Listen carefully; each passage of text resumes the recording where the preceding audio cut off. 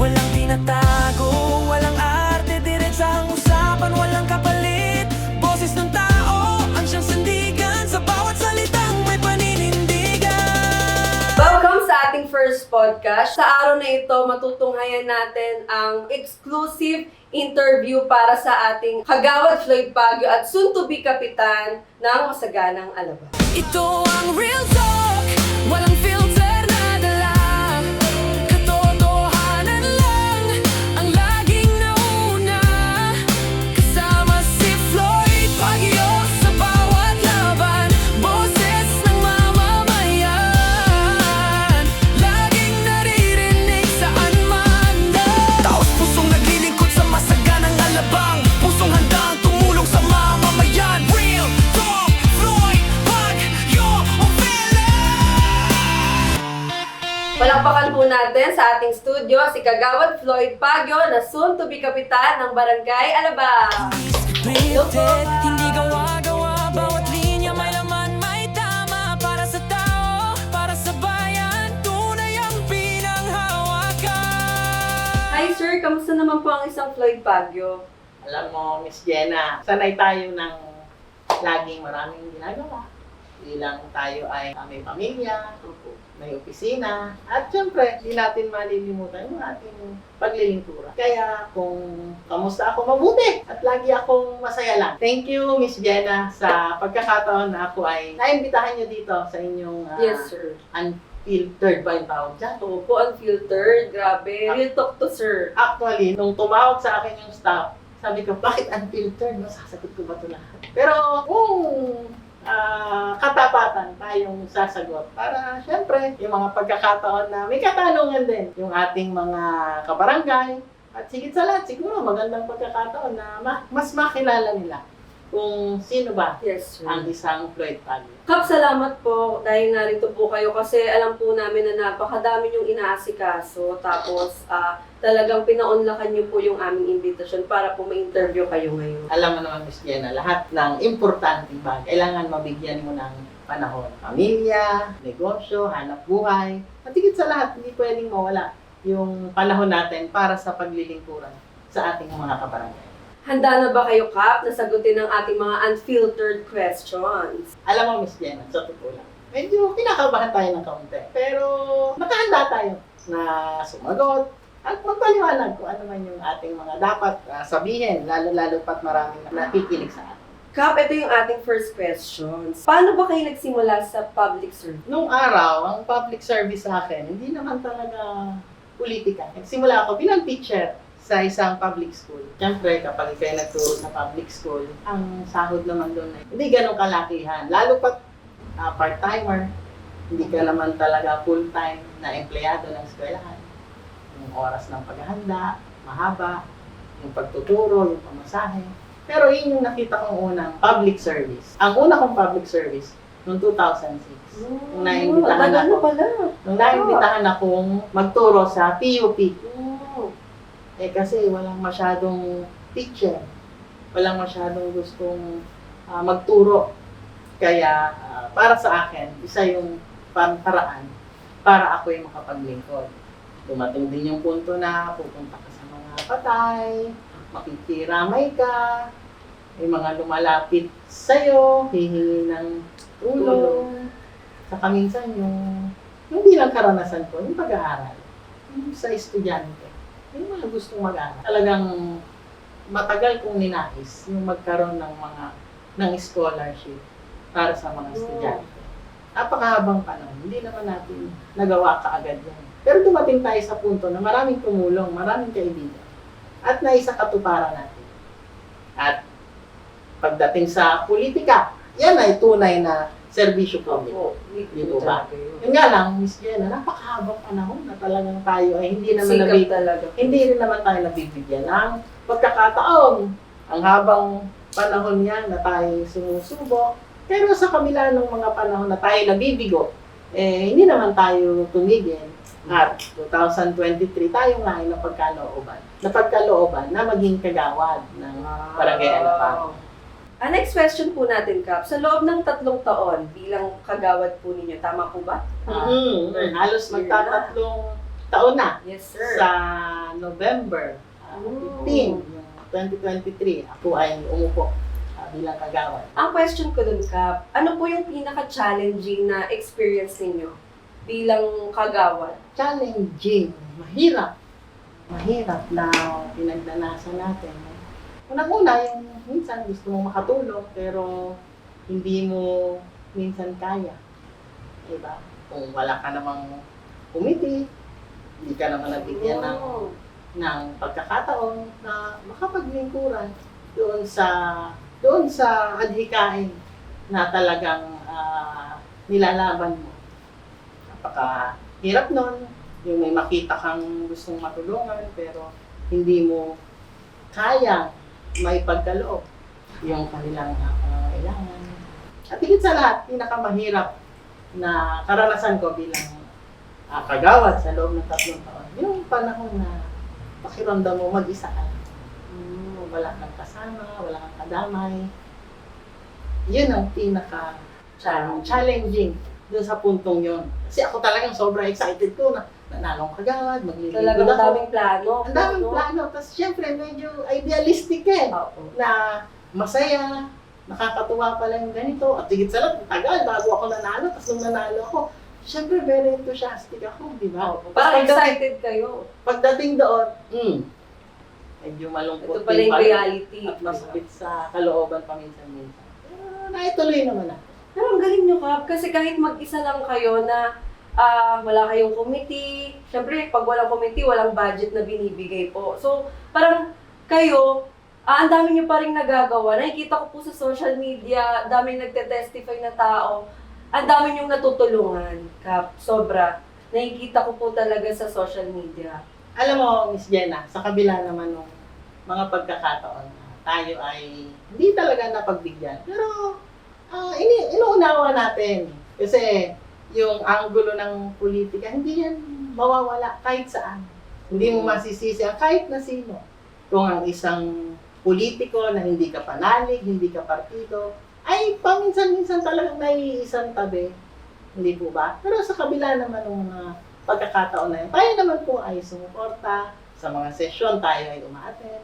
At paminsan-minsan, kung tayo nabibigyan ng schedule, nakikita niyo naman ako. Madalas nga lang, hindi. Malungkot lang, talagang hindi tayo binibigyan ng schedule sa mga proyekto. Pero, ganun talaga. Sa mga puntong hindi naman tayo pwedeng magpabaya lang sa ipinagkaloob sa ating katungkulan. Sa abot po ng ating makakaya, tayo naman naglingkuran sa mga pamamaraan na abot kaya sa tulong ng ating kaibigan, pamilya, at yung mga naniniwala. Nagbibigay sila ng suporta. Kaya, kung pakiramdam ko mag-isa, siguro, pero naramdaman ko rin na marami palang sumasama, marami ring tumutulong, kaya pinagpatuloy lang natin. At masaya tayo. Hindi na naig yung lungkot. Mas naging masaya yung ating paglilingkuran sa masaganang araw. Wow, grabe po yung ano nyo Talagang faith nyo po, Kap. Ay hindi pwedeng wala. Kasi kung yung pananalig mo mahina, palagay ko hindi mo talaga kakayanin. Pero walang ibibigay sa'yo ang Panginoon na hindi mo kakayanin. Tama. Nothing is impossible po sa Diyos. Bago natin pag-usapan yung mga plataforma, mga issues, gusto po naming makilala talaga. Sino ba si Floyd Baguio? Ano ba ang pagkakakilala mo sa akin, Miss Jenna? Kasi Kung Kap, ikaw ay isang ordinaryong tao lang, or mamamayan kasi sa Kap, barangay. nakilala ko lang din kayo, syempre sa mga, sa social media, nakikita ko talaga yung mga pinopost doon na parang lahat na ng serbisyo meron kayo. At nakikita ko, lagi kayo sa mga lamayan, talagang nagbibigay kayo ng suporta, tulong dun sa mga, kasi hindi po lahat ng tao nagagawa nilang makilamay, di ba, tumulong, or makidamay po sa nararamdaman ng mga kabarangay po natin.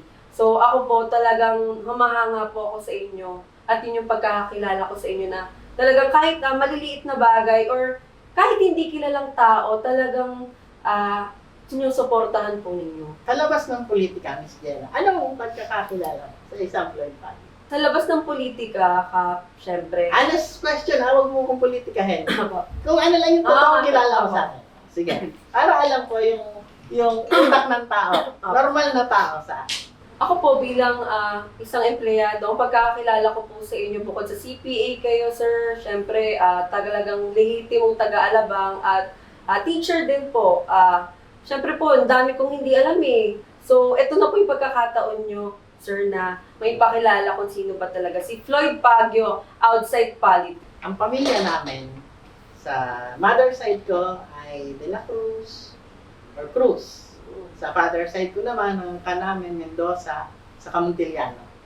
So, talagang lehitimo na taga-Alabang yung aking mga lolo, lola, magulang. At lagi ang tinatanong, saan ang probinsya ko? Wala talaga. Wala talaga, Muntinlupa lang talaga. Talagang sa Alabang na ako lumaki. At totohanan, hindi naman lingid sa kaalaman ng lahat na pinanggalingan ko. Talagang mahirap na pamilya. At hindi lang basta mahirap talagang pamilya. Ang tatay ko nagta-tricycle, ang nanay ko ay pumasok diyan sa festival mall na janitress doon sa 4th floor. At talagang masasabi ko na iginapang yung aking pag-aaral, yung aming pag-aaral ng aming ng mga kapatid ko. Yung tipong araw-araw challenge kung kakain ba kayo ng kumpleto. Tipong araw-araw iisipin mo saan kayo kukuha ng ulam. Tama ba? At tayo nagsikap bilang lehitimong taga-Alabang. Graduate tayo ng Alabang Elementary School. At medyo marami tayong kamag-anak na teacher, kaya lagi tayo nasa section 1. Pasado lagi.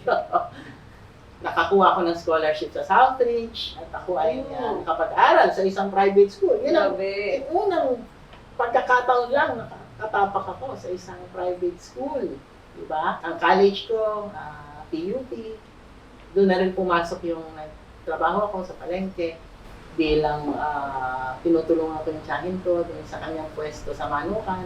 So, alas 3 ng madaling araw. Nag-working student. Nag-working student ako. Kasi hindi naman malapit yung eskwelahan. Hindi katulad dyan sa Alabang Elementary School, pwede kong lakarin. Yung sa high school naman, may service kami dyan paggabi. Ang challenge ko lang yung papunta dyan sa may Hillsboro, sa may Alabang Hills. So, napagsabay natin sa tulong ng magulang. Lalo ang tatay ko na nagsikap talaga sa pagmamaneho. Alas 4 ng madaling araw, mamamasada na yun, gagarahe yun ng mga 9 or 10 p.m. Siyempre, para sa pag-aaral natin, ang accountancy, maraming binibining libro yan. At mahirap. Calculator, investment talaga yan. Kaya yung suporta ng magulang ay malaking bagay. Nag-graduate tayo ng BS Accountancy, kapasa tayo sa board exam, sa tayong Certified Public Accountant. Nagtuloy pa ako, meron din akong master's degree sa Business Administration, isang teacher, naging accountant ako ng iba't ibang kumpanya sa Makati. At noong 2013, itinayo natin yung PIDA. Ito na yung PDAC, Baguio Dumas and Associates. Isa siyang accounting firm na nagbibigay ng accounting and tax services. Pero yung pagtuturo natin, tinuloy pa rin natin. Bukod kap sa Baguio Dumayas na company niya, sir, meron pa ba kayong mga ibang kumpanya na pagmay-ari? Meron kaming laundry shop, meron kaming review school, meron tayong bookshop. Ako yung nagsusulat din ng mga libro sa accounting. At meron tayong isang kolehiyo na matatagpuan sa Alaminos, sa Laguna. Wow. Kahit naman gaano karami, marami tayong kasosyo, marami tayong kapartner na nakatulong, tumutulong sa pagpapatakbo ng ating mga kumpanya. Ako naman ay umuupo sa board bilang chairman at nagbibigay ng direksyon sa ating mga kasama. Kap, eto na. Ready ka na ba na masagutan ang mga binabatong issue laban sa'yo? Ano pong dahilan ng paglipat ng tatlong incumbent na kasama niyo po sa konseho? Sila Kagawad Randel, Kagawad Enyong at Kagawad Marlene at syempre po yung barangay secretary na si Sec Joel de Mesa. Noong nakaraang taon, sa isang session namin sa konseho, ay nagbitiw sa BAC or bilang miyembro ng BAC or Bids and Awards Committee, sila Kagawad Randel, Kagawad Enyong, at Kagawad Marley. Doon sa detalye at iba pang mga dahilan na mayroon sila ay ipaubayan natin. Kasama ang dahilan at paliwanag ni Sec Joel ay ipaubayan natin sa kanila sa mga pagkakataong dahil. Ano po ba yung backup, Lloyd? Yung BAC or Bids and Awards Committee, ito yung nag-a-award ng mga proyekto sa mga supplier. At doon, pinag-uusapan kung sino ang mananalo ng mga kontrata para sa barangay. Kap, may mga komento at batikos daw po sa inyo na wala daw po kayong nagawang proyekto. Marami akong narinig, may nababasa na mga ganyang komento. Sa totohanan, hindi kasi ako yung taong pumapatulo, sumasagot sa mga ganyang comment. Lalo na minsan yung mga dami account sa Madami Facebook. po yun, madami. Nasanay naman kayo na hindi ako nagpapaliwanag, hindi ako bumabatikos, hindi rin kasi ako mahilig manirang tao Di ba? Kung ano yung naipakita ko bilang kagawad, ay alam ko na nakatatak yan sa puso ng ating mga kabarangay. Bilang kauna-unahang kagawad sa Barangay Alabang na nagbigay ng serbisyong libreng hiram ng tent, mesa, silya para sa mga okasyon, libing, patay, birthday, reunion, anniversary. Nagpapahiram tayo ng sasakyan sa mga libing, yung maintenance ng mga senior citizens natin, buwan-buwan ang ating pinagkakaloob, yung ating scholarship hindi naman naputol at nagpatuloy, at mas pinapaganda pa natin sa pagkakataon na ngayon. Mga financial assistance, kahit pa paano, nag-aabot tayo, hanggat kaya ng ating sweldo. Minsan nga lang, sinasabi ko dun sa mga kausap ko, ay hihintayin ko lang po yung ating sahod. Hindi ba? Kasi mamaya magalit na yung misis ko kuha ko na po sa pera niya. Hindi ba? Pero sa pagkakataong pagtulong, alam ko naman na ang mga kabarangay natin, lagi tayong nakikita, lagi tayong nararamdaman sa mga pagkakataon na tayo ay kailangan. Masyado lang talagang limitado yung ating kilos dahil hindi naman tayo ang nangangalaga, nangangasiwa ng pondo. Pero sa abot ng ating makakaya, tayo ay naglingkuran sa loob ng 3 taon. At ako ay makakaharap sa bawat isang taga-Alabang na ako ay nagservisyo ng taos-puso sa akin. Sabi nila, first term pa lang ninyo bilang kagawad ay gusto nyo na daw pong tumakbong kapitan. Sabi daw nila, masyado daw po kayo nagmamadali, at sabi daw nila, wala daw po kayo masyadong karanasan bilang kapitan. Alam mo, Miss Jenna, kung karanasan at karanasan ng ating pag-uusapan, ako ay chairman ng isang pribadong kumpanya sa loob ng 12 taon. Nakapagpatakbo tayo ng isang pribadong kumpanya. Yung pagkakataon na tayo'y naging kagawad. Sa abot ng ating makakaya, tayo ay nakapaglingkuran. Sa ating sahod, sa tulong ng ating mga kaibigan, tayo taos-pusong nakapagbigay ng serbisyo. Pero nakakalungkot, Miss Jenna, marami kang gustong makamit pa para sa ating mga kabarangay. At hindi natin kayang maibigay. At sa pagkakataon na tayo ay mapagkakatiwalaan bilang kapitan, mas maiipakita, mas magagawa natin yung ating ninanais. Yung mga proyekto, hindi basta ipamimigay lang ngayon. Yung mga proyekto na maiksi lang yung magiging pakinabang. Magbibigay ka ng gulay, magbibigay ka ng bigas, magbibigay ka ng konting liga. Tama naman. Kailangan yan ng ating mga mamamayan, ng ating mga kabarangay. Pero mas malawak, mas malayo yung ating tinitignan. Siyempre yung pagtulong na yun, hindi yung mawawala. Ipagkakaloob natin yan.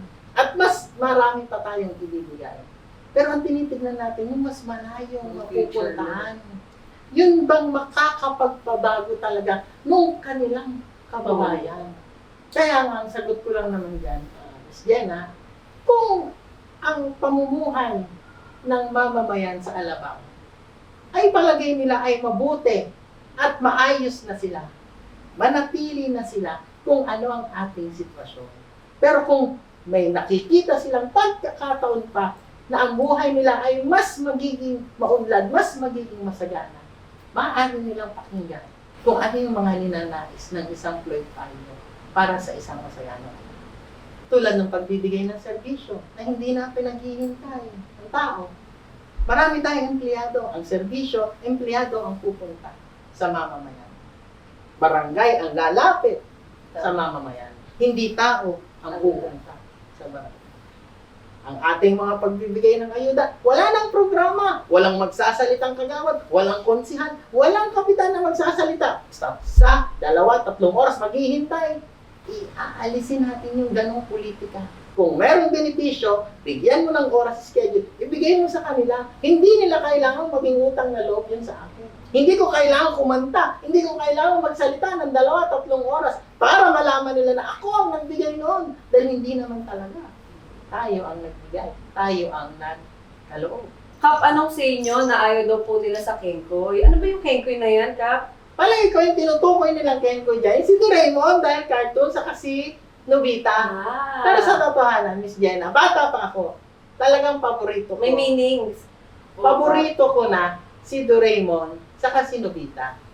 Bakit ko paborito? Bakit ba naging Kenkoy? Siyempre, nagbibigay aliw sa mga bata. At maaaring napanood mo rin yun. Masaya nga po yung Nung Doraemon. bata ka. Tama ba? Pero ang katotohanan, paborito ko si Doraemon. Bakit? Nung bata ako, kasi napapasaya niya ako. Pero nung nagkaedad ako, bakit paborito ko pa rin? Kasi pinapaalalahanan tayo palagi ni Doraemon na na ang bawat suliranin may solusyon. Hindi ba't si Nobita hihingi siya ng kung ano-anong parang imposible. Ng tulong. Di ba? Ang mahiwagang pinto, ang mahiwagang ganito. Lahat meron po Lahat na nalalabas. meron. Sa Ang ibig kong sabihin, kapag ikaw humingi ka ng tulong sa abot kaya at abot kamay, ipagkaloob mo. Tama. Parang si Doraemon din. Ibig sabihin, ang suliranin may solusyon. Ako si Nobita, dahil sabi nila, kamukha ko daw. Best friend Kung ko sa si lamin. Doraemon eh. Gusto ko lang ipakita sa tao, sa lahat, na si Nobita ay karaniwang tao. Taong nangangailangan, taong nawawalan, taong umiiyak, taong nasasaktan. Pero meron ka palaging Doraemon na nasa tabi mo, na magmamahal at makakaunawa sa'yo. Maaaring Kenkoy dahil nakakapagpasaya, pero yung ideya ng tunay na pagkakaibigan ni Doraemon at ni Nobita, palagay ko hindi Kenkoy yun. Yun ay tunay na pagmamahal sa kaibigan. Siguro yung iba hindi talaga nila pinapanood yung Doraemon, Kap. Kaya ganun. Palagay ko kasi hindi nila alam kung ano yung malalim na kahulugan ng samahan ng Doraemon sa Nobita. Kap, yung plans and vision niyo po sa Barangay Alabang, pwede niyo na bang sabihin sa amin? May episode 2 ba tayo, Miss Jenna? Pwede magkaroon, Ayun. naabangan ng mga manonood. Kasi niya. mahaba-habang usapin ang ating gagawin. Kaya, watch out lang sila sa inyo. Or abangan nyo yung ating susunod na podcast. So, Kap, are you ready sa ating fast talk? Medyo kinakabahan ako. First time niyo po, Kap, no? Pero sasagutin ko. Okay. Nang totoo. Huwag ka Okay. mag-alala. Totoo yung sasagot ko. Okay, first, early bird or night owl? Early bird. Introvert or extrovert? Extrovert. Okay. Lights on or lights off? Mataas ang meron ko, lights off. Accountant or politician? Both. Pwede ba? Parehas na lang. Opo, pwede. And ito, ang inaabangan. Sex or chocolate? Namatay tatay ko sa diabetes eh. Sex na lang. Okay, ito. Ito naman, Kap. Mga serious question. Your biggest fear? Maging mag-isa. If not a politician, what would you be? Pare. Pare. Okay. Okay, ito naman po. One word to describe Barangay Alabang. Masaga. Okay, yay! Thank you, Kap, sa pagpapaunak. Grabe, ang saya niyo po kausap, Kap. Iba pala talaga pag nakilala mo ng harapan yung tao, pagka unfiltered talaga yung mga conversation. So, Kap, thank you very much po sa pagpapaunlak. We're happy to have you po in this podcast. Magbigay po kayo ng mensahe para po sa ating mga kabarangay sa Barangay Alabang. Masaganang araw po sa ating lahat. Inyo pong kagawad, Floyd Pagyo, ay taos-puso pong palaging nagpapasalamat na ako po ay binigyan nyo ng pagkakataon na ako ay makapaglingkuran sa inyo bilang kagawad. Sabi ko nga po, isa po yan sa mga pangarap ng isang Floyd Pagyo na isinakatuparan po ninyo. Asahan nyo po ang ating tuloy-tuloy na taos-pusong paglilingkod hanggang makamit po natin ang isang tunay na masaganang Alabang. Maraming salamat. Maraming salamat po sa mga sumubaybay ng ating podcast. Abangan po ninyo ang ating next podcast. Kasama pa rin po ang ating kagawad, Floyd Pagyo. Thank you. Ito ang real talk.